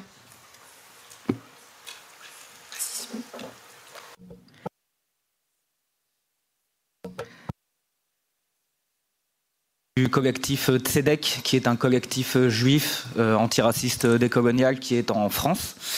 Ma question est pour les organisateurs de cette conférence, que je remercie également pour d'avoir organisé ces 2 journées. On a tous très bien compris à travers toutes les interventions que nous avons eues les enjeux extrêmement graves auxquels nous faisons face, et que de ce point de vue-là, la question qui nous est posée aujourd'hui n'est pas d'ordre juridique, mais elle est bien d'ordre politique. Iman Maharifi hier a eu une formule très juste que j'ai retenue. Elle a dit: il n'y a pas de justice sans engagement. Et je rebondis sur la question qui vient d'être posée avant moi. Effectivement, c'est la question de l'engagement. Ma question est donc simple. Est-ce qu'il est prévu qu'à l'issue de cette conférence, un texte ou une déclaration officielle qui soit portée par les organisateurs de cette conférence, qui soit une base à un élargissement évidemment, portant sur la reconnaissance du génocide à Gaza, puisse sortir et être pour nous un levier qui ne soit pas un point d'arrivée de cette conférence-là, mais bien un point de départ pour élargir l'engagement, pour le faciliter. Une autre proposition qui est bien sûr complémentaire. On est nombreux aujourd'hui dans cette salle à représenter différentes organisations et à représenter la société civile. J'ai vu que tout à l'heure nos adresses mail ont été partagées sur une feuille. Est-ce qu'il est possible que les organisateurs facilitent qu'on sorte un appel? Parce que, à mon sens, on ne peut pas sortir de ces 2 jours, on ne peut pas sortir après toutes les interventions que nous avons écoutées sans au moins un texte, un appel, quelque chose qui soit concret et qui soit un levier pour nous, militants sur le terrain, pour élargir encore une fois l'engagement et le soutien au peuple palestinien. Merci.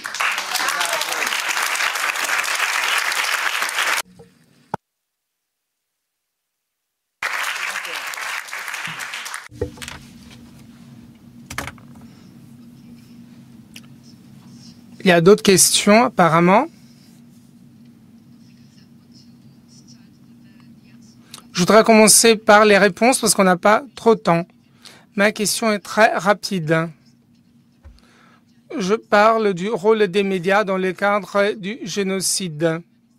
Il y a génocide et s'il y a déshumanisation des victimes. On l'a vu à plusieurs reprises. Et cela s'applique à la Palestine également. Est-ce qu'il y a des initiatives d'intenter une action en justice contre les médias parce que ils diffusent la propagande sioniste? Est-ce que vous voulez commencer? Merci. Des questions très intéressantes ont été posées. Je vais commencer par la question de Tamam. La réponse est non.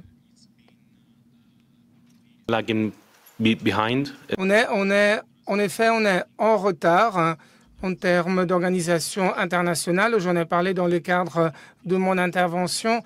Nombre de ces organisations sont basées dans l'Occident. Il faut réfléchir sur le fait que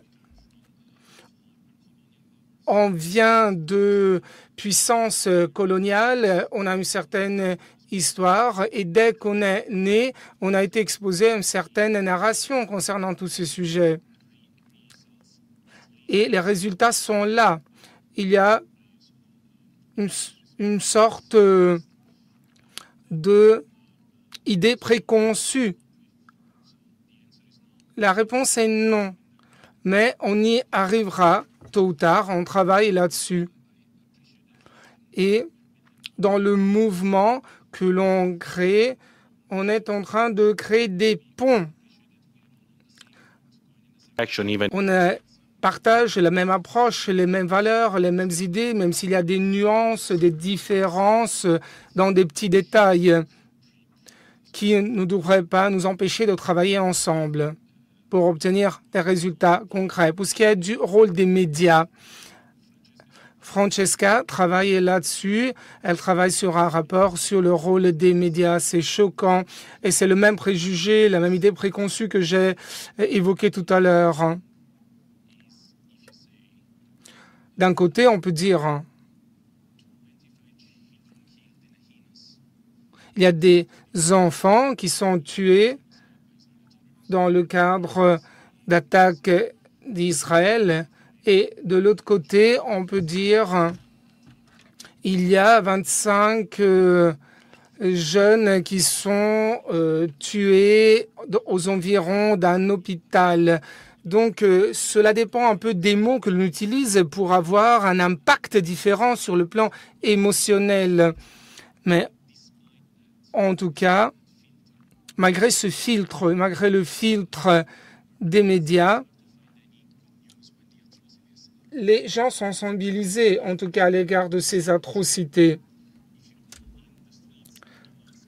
Si on demande aux gens qu'est-ce que c'est la Nakba, les gens savent de quoi il s'agit aujourd'hui plus qu'il y a 2 ans. Donc, le problème, c'est maintenant exercer de la pression à l'égard des politiciens et du gouvernement. Les gens ne votent pas sur la base de la politique étrangère, mais sur l'économie nationale et ainsi de suite. Pour ce qui est du BDS, effectivement, il y a une criminalisation. Le boycottage a été utilisé comme moyen pour démanteler l'apartheid en Afrique du Sud. Les gens peuvent décider quoi acheter, d'où acheter. Donc, il faut insister sur cet outil de boycottage des investissements et sanctions. Voilà ce que l'on entend par BDS. Et il faut créer des liens, il faut jeter de ponts. Je n'ai pas mentionné cela, mais au mois de février, on a coordonné une action de 163 ONG et syndicats de l'Europe en demandant l'interdiction des rapports commerciaux avec les colonies. Et je peux vous donner qu'on attend une réponse à cette lettre que l'on a envoyée à l'Union européenne. On a demandé des rencontres avec la Commission Trade et avec la Commission européenne. Il y a la conférence des Nations Unies qui va avoir lieu. Il faudra essayer de parler de ces sujets. La logique, en tout cas, c'est d'interdire les rapports commerciaux avec les colonies. C'est la seule façon pour reconnaître l'État palestinien. Il faut une conformité aux droits internationaux, bien évidemment. Il faut travailler mieux, il faut travailler davantage. On a les outils à notre disposition. Et je dirais que la tendance dans nos sociétés est positive. C'est difficile à accepter à dire, mais c'est ça. Merci. Est-ce que vous voulez ajouter quelque chose? Autrement, je vais demander aux organisateurs de répondre.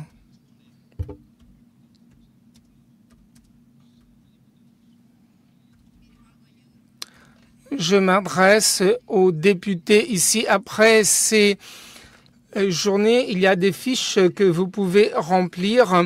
Vous pouvez écrire vos réflexions, vos propositions d'action et tout cela va faire partie d'un texte sur lequel on travaille Ce texte doit être une sorte de feuille de route afin de définir le chemin à parcourir dans le futur. Et on va partager ce document. Comme ça, vous pouvez le signer si vous voulez. Je tiens à remercier le collègue qui a parlé au nom d'un groupe juif parce que cela nous aide, cela nous soutient. Parfois, lorsqu'on organise des événements comme celui-ci, on est attaqué. On nous dit qu'on est accusé d'antisémitisme. Et c'est pour cela qu'il est important qu'il y ait des juifs qui participent avec nous à ce type de rencontre. Merci.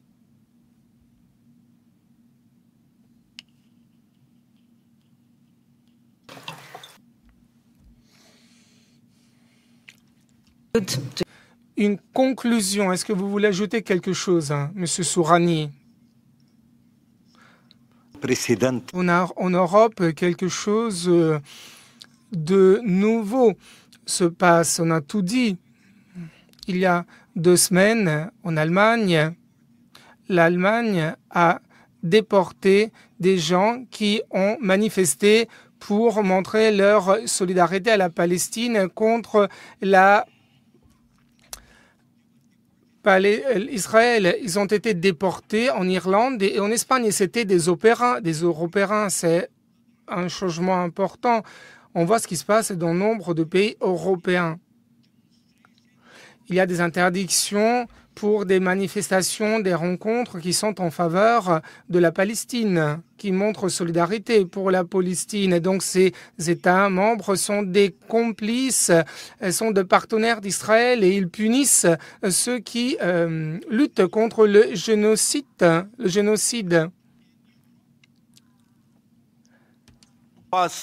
Nous tous, nous devons faire quelque chose en Europe. Il y a des coalitions, des partenariats en Europe avec le gouvernement israélien, et notamment le gouvernement d'extrême droite, et notamment Netanyahou. Si cela continue, je vous le dis, on va payer le prix, nous, mais tout le monde va payer le prix.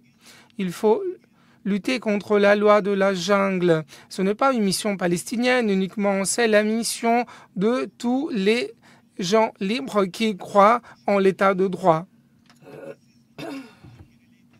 Tout cela ne concerne pas uniquement nous les Palestiniens. Gaza peut être le cimetière du droit international, c'est vrai.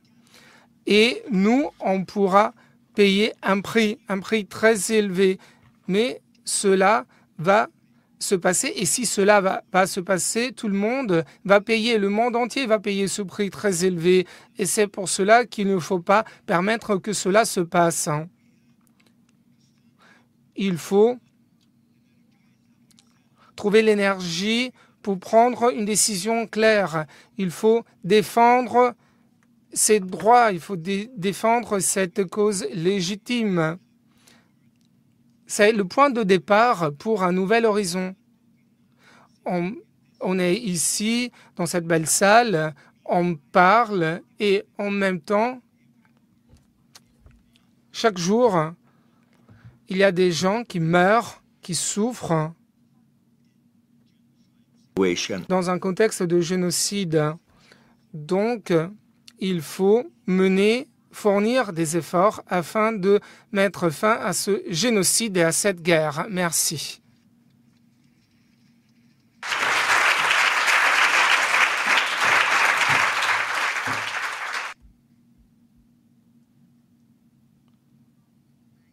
Je vais maintenant inviter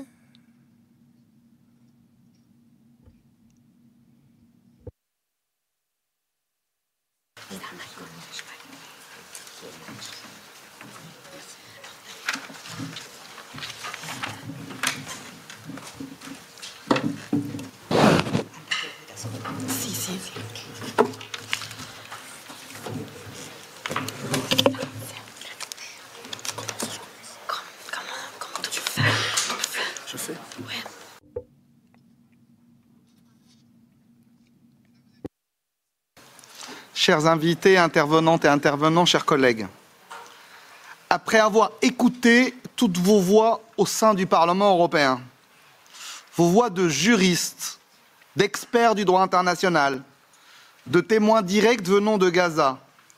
Je veux souligner pourquoi je suis plus que jamais persuadé que cet événement était d'une grande importance. Oui, nous savions déjà qu'un génocide était en cours à Gaza. Et probablement que tout le monde ici en était déjà convaincu.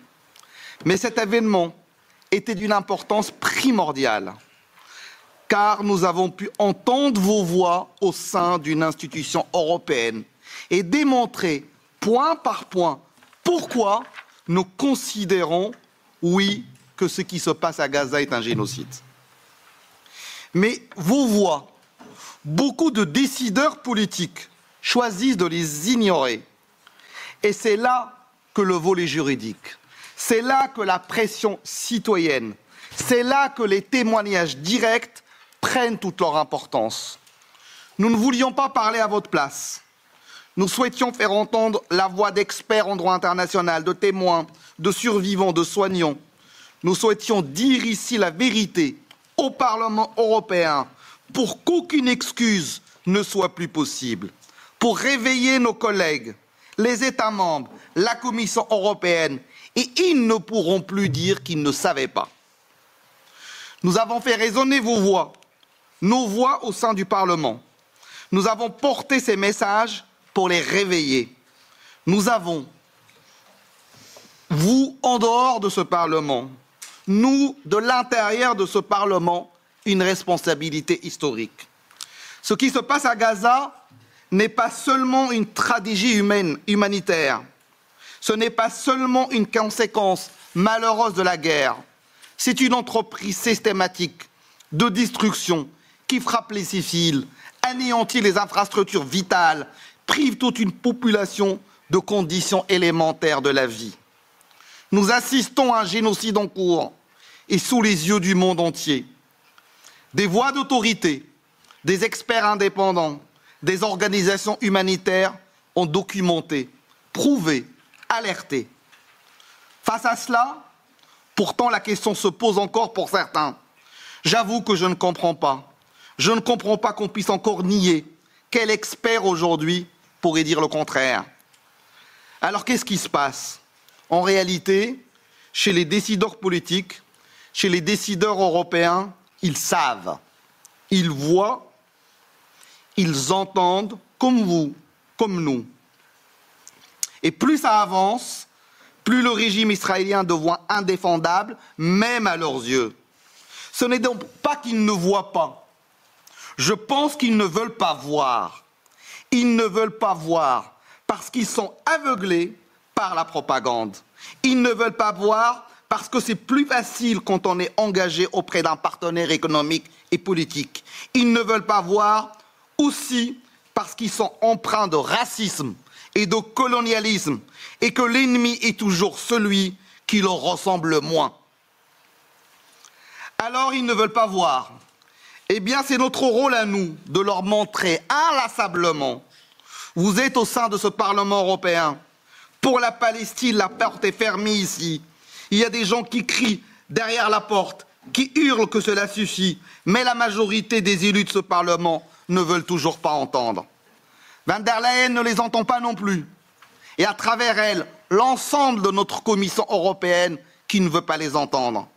Alors notre rôle à nous, c'est de pousser la porte, toujours, par le droit, les manifestations, les amendements, les résolutions, les entretiens, l'accueil de délégations. Nous, au sein de l'institution, notre rôle, c'est de faire comprendre que oui, ce qui se passe, c'est un génocide. Que le droit international est clair, que le nier, c'est s'en rendre complice. Refuser de voir, c'est accepter. Refuser de nommer, c'est trahir. Comme l'écrivait Raphaël Lemkin, inventeur du terme génocide, le génocide est un crime contre l'essence même de l'humanité.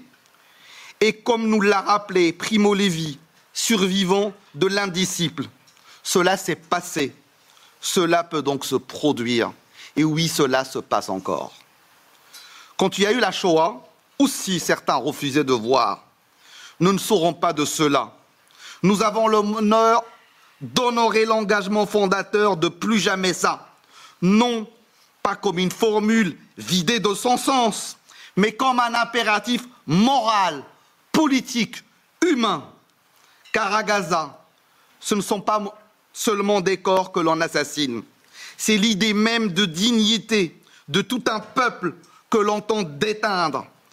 Gaza, pour Israël, c'est un début, un projet qui s'élargit aussi à Jérusalem et à la Cisjordanie. Un point particulier que je voulais soulever aussi, c'est la question des journalistes, qui sont essentiels à notre combat. On a peu parlé finalement, mais ils sont aussi la voix de la Palestine. J'ai entendu ce matin que Alice Amoudei, journaliste de Jenin, qui était aux côtés de Shirin Abu Akleh, vient d'être arrêtée. Israël peut tout faire, arrêter des journalistes, impunément aussi. Nous devons aussi protéger les journalistes qui sont ciblés. Vous en avez quelques-uns sur les panneaux accrochés là. Nous, au Parlement, grâce à leur voix, grâce à la leur, nous ne lâcherons rien. Juste pour vous dire, au Parlement, nous cesserons de réclamer la fin immédiate des massacres en imposant des sanctions fortes à Israël, des sanctions ciblées contre les présumés responsables, des sanctions commerciales en suspendant l'accord d'association. Le soutien indéflectible à la Cour pénale internationale. Et j'ai entendu qu'il prépare de nouveaux mandats d'arrêt et à toutes les enquêtes indépendantes pour les crimes commis. La fin de l'impunité et du double standard coupable de l'Union européenne. La fin de l'exportation des armes à Israël. J'envisage de nous associer ou de lancer des enquêtes et des plaintes directes contre la complicité européenne. Et nous aurons besoin d'avocats et de votre soutien. Je veux terminer par une autre citation, celle d'Elie Wiesel, survivant d'Auschwitz. La neutralité aide l'oppresseur, jamais la victime. Le silence encourage le bourreau, jamais. La neutralité aide l'oppresseur, jamais la victime. Le silence encourage le bourreau, jamais la victime. Aujourd'hui, notre silence serait un crime de plus. Nous ne nous tairons pas. Merci.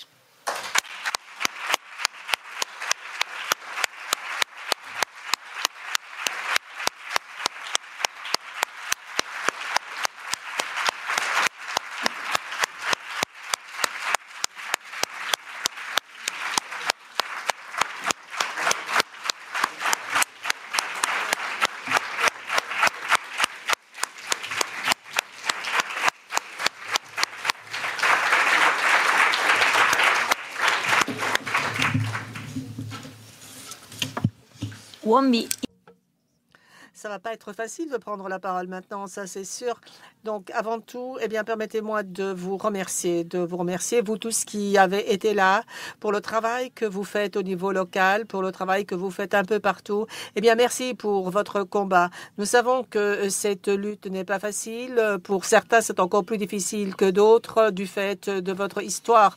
Mais vous êtes tous là et vous êtes tous en train de continuer à lutter. Et ça, c'est extrêmement important.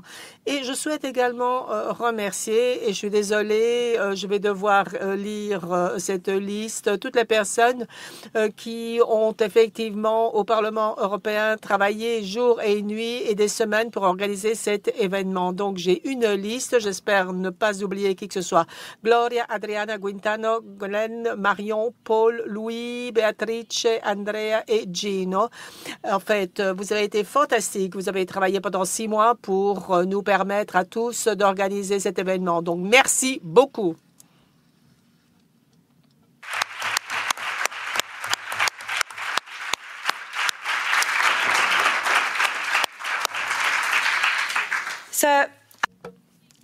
Eh bien, j'étais en train de réfléchir à une chose aujourd'hui, à ces remarques conclusives, et j'ai pensé.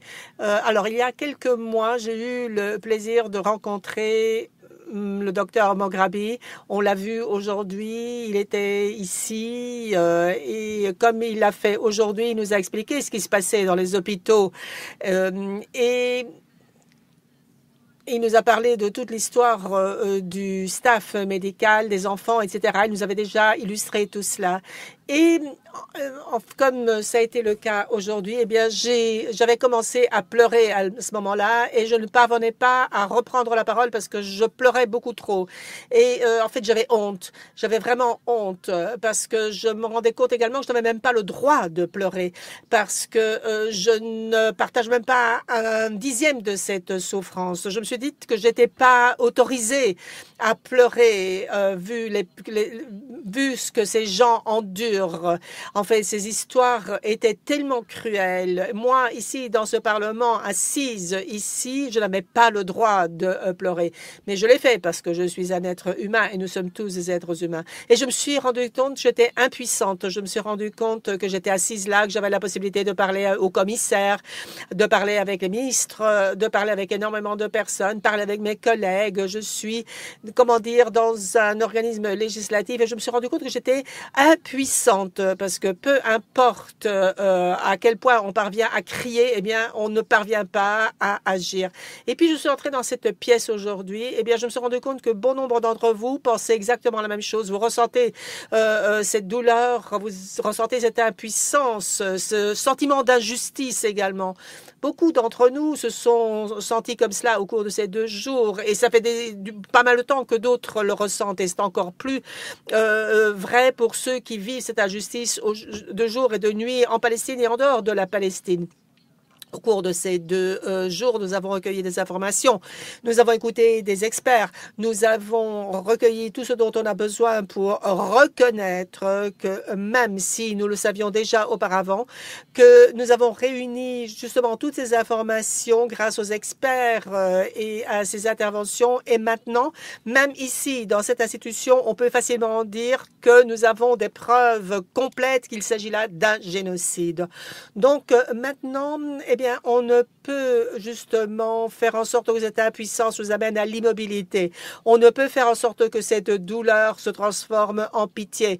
En fait, cette douleur doit se transformer en colère, en lutte, en pouvoir. Et donc, il doit s'agir d'un combat commun et nous devons être de plus en plus forts. C'est là notre responsabilité. C'est une responsabilité commune et conjointe. Et permettez-moi de le dire clairement. En fait, on ne le fait pas parce qu'on veut sauver la Palestine, parce que les Palestiniens en fait, doivent être traités avec dignité. Ils doivent être traités de manière humaine et ils méritent justement que leurs droits fondamentaux soient respectés. Ils doivent être traités comme nous traitons toute autre personne et comme nous traitons toute autre population. Ils méritent le droit international comme le méritent les autres victimes, les autres opprimés. C'est ça ce qu'ils méritent. Mais nous le faisons parce que nous avons une obligation morale et juridique en tant qu'institution, en tant que politique, en tant qu'activiste et en tant qu'être humain. Nous devons nous réunir et nous unir dans la lutte. Maintenant, nous avons une responsabilité morale et juridique. Nous devons nous réunir sur la base de ce qu'on a entendu aujourd'hui, appris aujourd'hui, vu l'expérience que nous avons faite et nous avons compris ce genre de choses aujourd'hui. Et comme le disait Michael Lichana, eh bien, nous obtiendrons ce rapport.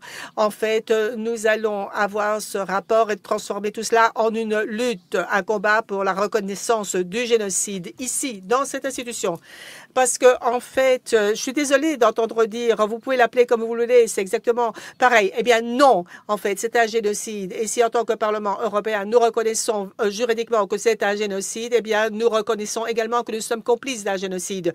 Et c'est la raison pour laquelle mes mots sont importants. C'est la raison pour laquelle on a créé le droit international. Parce que la terminologie juridique, les lois, le droit, tout cela est extrêmement important pour comprendre qui sont les victimes et qui sont les oppresseurs, pour comprendre qui est du bon côté et qui est du mauvais côté. Et si on ne comprend pas et si on ne reconnaît pas justement que c'est un génocide et si on ne le fait pas immédiatement et si on ne fait pas tout ce qui est dans notre pouvoir pour mettre un terme à ce génocide, eh bien nous sommes du mauvais côté et nous sommes complices. Et ça, c'est une bataille, c'est une lutte commune. Nous allons nous battre tous ensemble et je suis très heureuse de ce que nous sommes réunis ici dans ce bâtiment, un bâtiment qui est un bâtiment du pouvoir. Eh bien, nous devons faire en sorte que ce pouvoir soit du bon côté pour interrompre le génocide, pour une Palestine libre et juste.